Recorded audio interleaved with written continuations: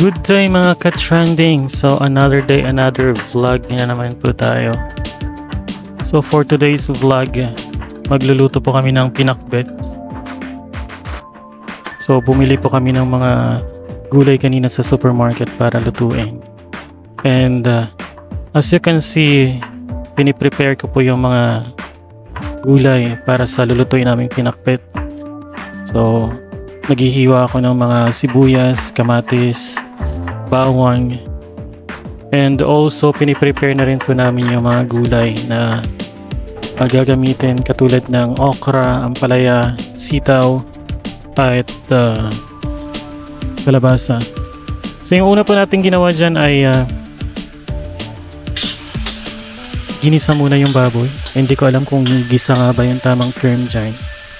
So nilagay muna yung baboy hanggang sa magmantika. And then after na magmantika, so yan naman po yung pag-isa ng sibuyas, bawang at kamatis. So ayan, so nung na-golden brown na yung baboy, so tinabi muna. And then ilagay na po yung bawang. And then kapag medyo golden brown na yung bawang, ilalagay naman po yung sibuyas at kamatis. So kahit isabay nyo na lang, walang problema. Depende na po yan kung paano po kayo magluto o mag-isa ng gulay na inyong lulutuin.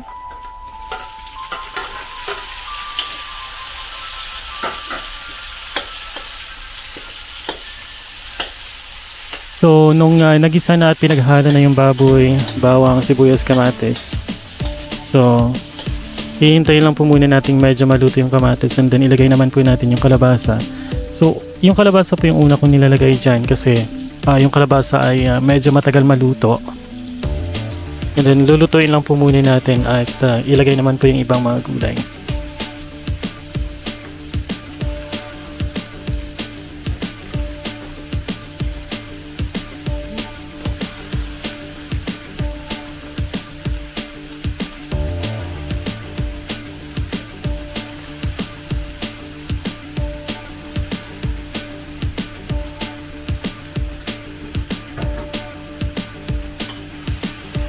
So nung nalagay ko na po yung kalabasa ay halu-haluin muna natin para pantay-pantay ang pagkakaluto niyan mga ka-trending. And then nilagyan ko lang ng mainit na tubig para mas mabilis siyang kumulo, para mas mabilis maluto. And then nagtimpla naman po tayo, sinilagyan po ng asin, paminta at vitsin. At syempre maglalagay din po tayo ng extra pampalasa katulad ng Knorr cubes. So 4 Knorr cubes naman po yung nilagay ko po dyan.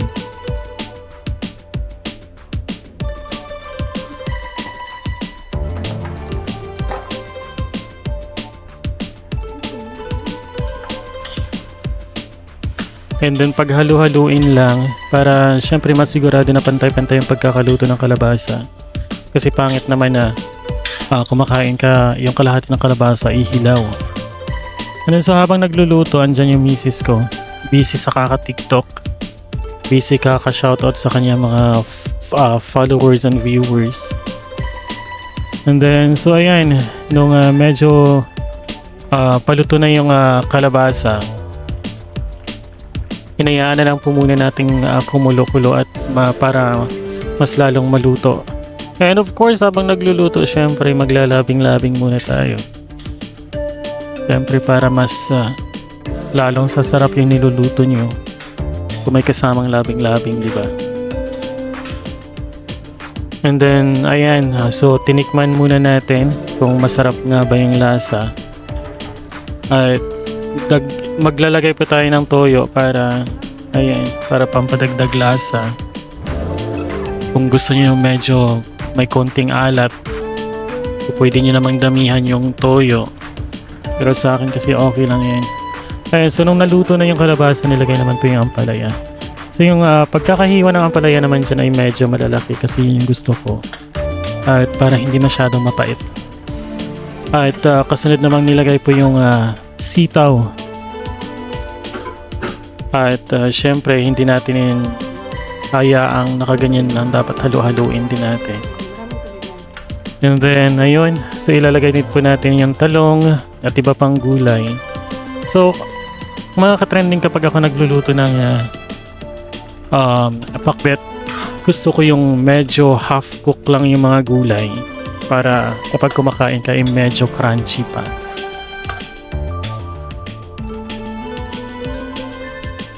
So halo-haloin mo lang ng maigi at ayan, so luto na ang aming pakbet. Ayan, so syempre it's lamon time muna. Ayan. So watch us guys while eating our pinakbet.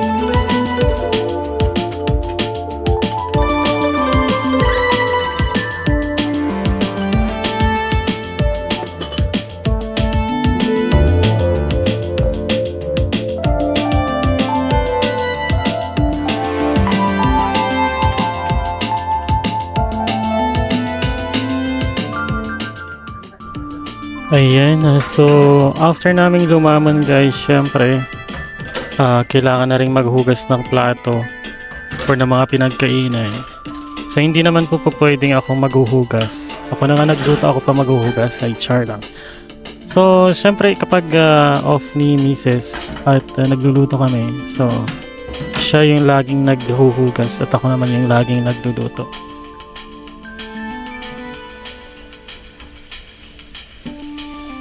So hinuhugasan lang niya lahat ng mga plato dyan na pinagkainan namin. And after that, of course, alam niyo na, di ba? Labing-labing na kasi busog na.